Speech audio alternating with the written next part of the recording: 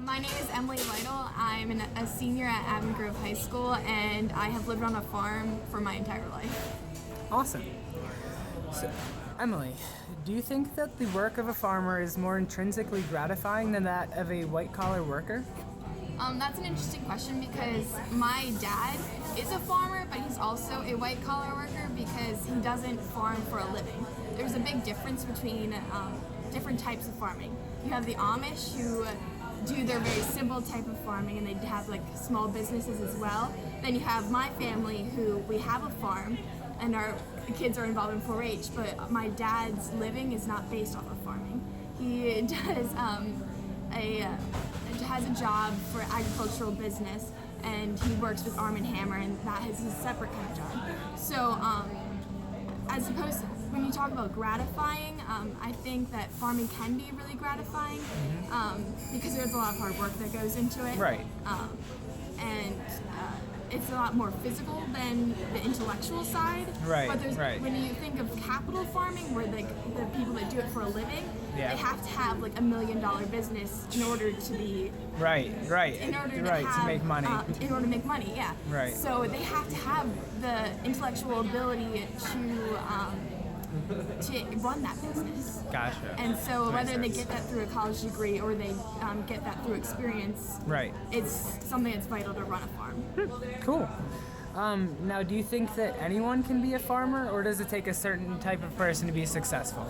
I think it definitely takes a certain person to be successful. My dad is like my role model. He's the hardest worker.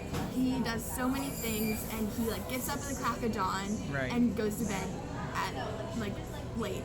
Right. So just the work day of a farmer and the physical labor that goes in being a Right. farmer and the unpredictability of things. Like we own a pumpkin business, pick your own pumpkin patch, and a corn maze. And so the opening weekend was last weekend, and the unpredictable thing was that all of a sudden we had 2 ewes or female sheep giving lambs. Oh, wow. And so my dad's out taking care of the lambs, Oh my and then gosh. we're trying to run a business at the same Oh my time. gosh. And it's a lot of juggling things being a farmer. So it definitely takes Gotcha. a hardcore person to be a farmer, in my Got it. opinion. Awesome. So what are some of the benefits of a traditional education versus, as opposed to that of an agricultural education? So if you take an agricultural education as in, like, if you look at the Amish and they Right. like the children go to school for a couple of years and then they have breaks and they work in the fields. Right. That's something different than a lot of farmers, like modern farmers, Yeah. if they're really serious, a lot of times their kids are homeschooled.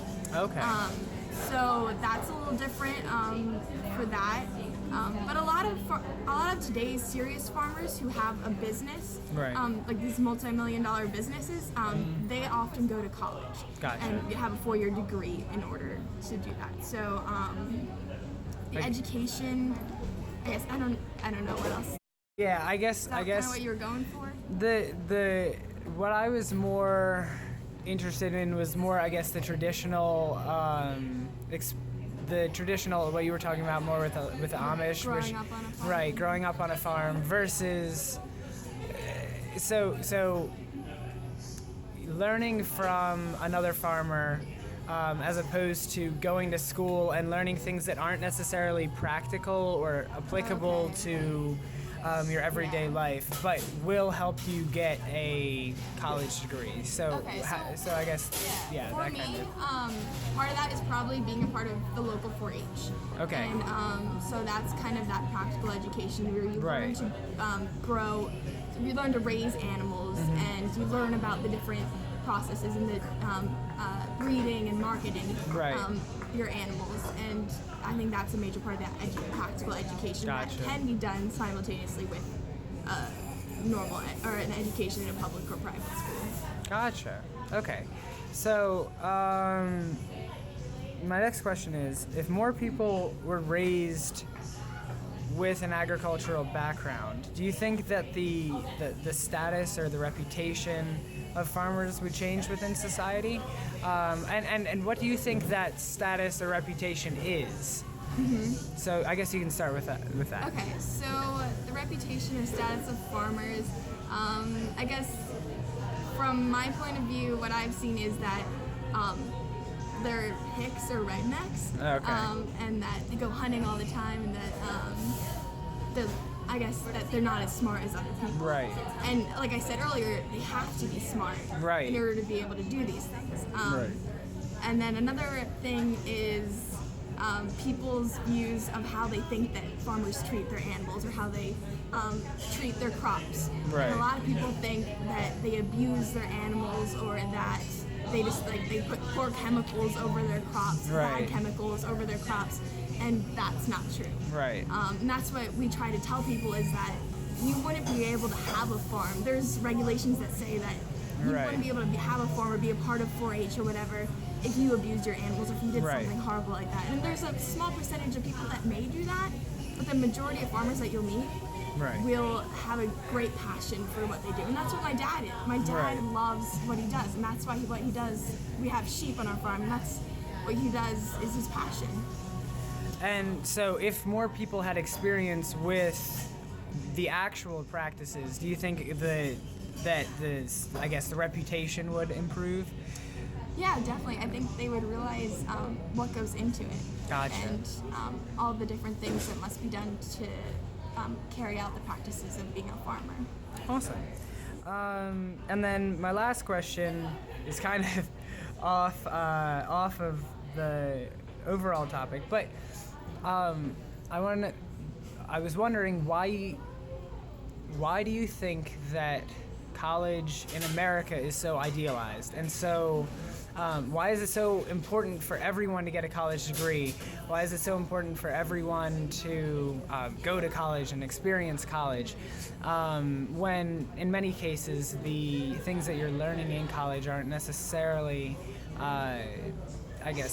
practical or as practical as, say, learning how to farm or becoming a mechanic, something like that?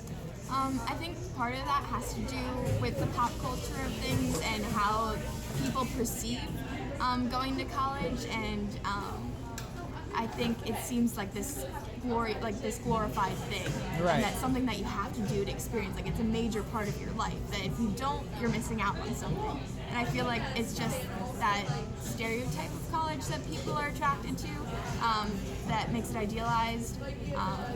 And then, do you think that the independence of living by yourself at college is something that's really valuable? And because if you stay at home, right, like those farmers who are homeschooled, you never really get that independence. And I know the Amish have certain times where they send their kids out into the world independently. But do you think that you lose some of that with the farming or the kind of hereditary, like passing down of a trade from?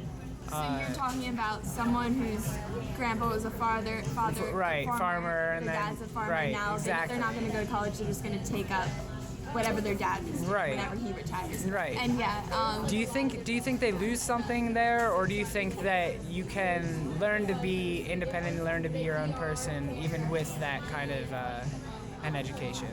I think you can definitely learn to be your own person because there's a lot of individual responsibility. Being on a farm, it's a lot of teamwork, but it's also a lot of problem solving. Like if my parents are away, we have to take care of the sheep. And we have to figure out what happens if we are presented with a problem. I think that's a lot of individual growth as well that you can learn outside of college. Awesome. All right, well, thank you very much. Thank you.